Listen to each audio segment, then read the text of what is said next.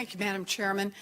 The Land and Water Conservation Fund is a good example about how environmental protection and economic growth can reinforce each other.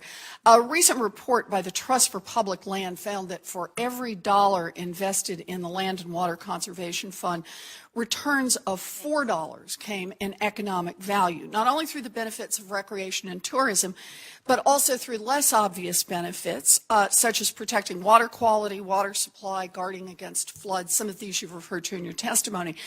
Mr. Deputy Secretary, could you just give me one or two quick examples of how federal land acquisition under the Land and Water Conservation Fund generates economic value? Absolutely.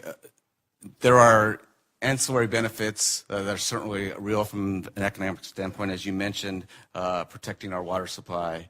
And I think Ms. Scarlett gave a very good example of how, in one instance, there was, I think it was in the Connecticut River Basin, the protection of the water supply alleviates the need for doing certain maintenance activities.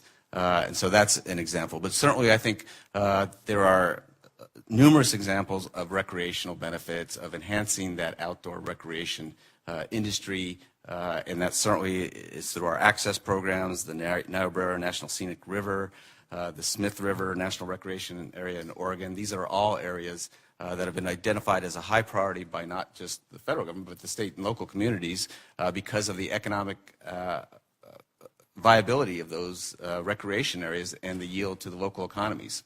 Well, some have suggested that the federal government's using these tools to expand the footprint of federal lands in our states. So I actually want to focus on this.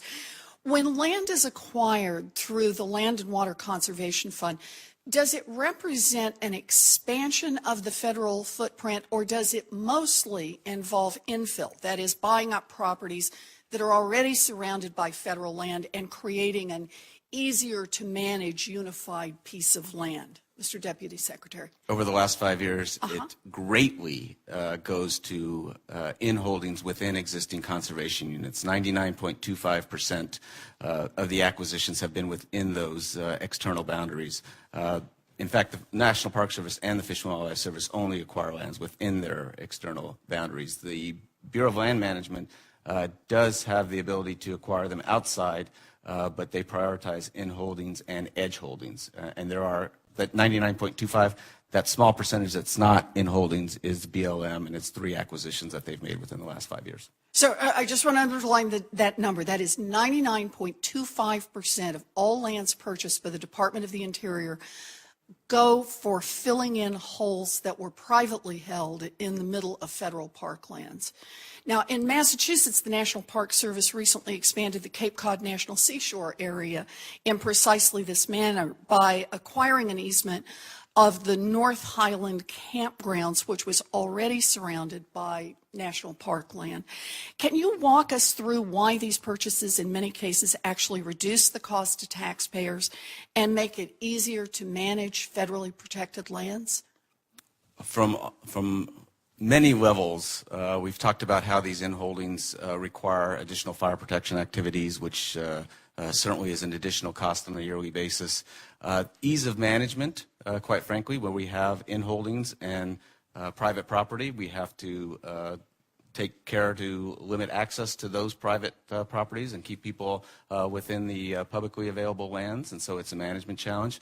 From a habitat standpoint, it's also a management challenge, and it eases overall management goals with respect to connectivity and habitat and water supply restoration efforts if we've got one ownership and it's a part of a conservation unit. And so on many different levels, there's efficiencies to be gained from addressing the issue of in-holdings. Well, thank you very much. I appreciate you all being here today. You know, in Massachusetts, the Land and Water Conservation Fund has been a very strong success. It protects a diverse collection of areas from forests and watersheds such as the Conti National Fish and Wildlife Refuge that provides many ecological benefits to important historic sites such as the Minuteman National Historic Park. Good for our environment, good for our economy. I'm looking forward to working with my colleagues to reauthorize and fully fund this program so we can continue to have all of the tools we need to protect this land for our kids and our grandkids. Thank you, Madam Chair.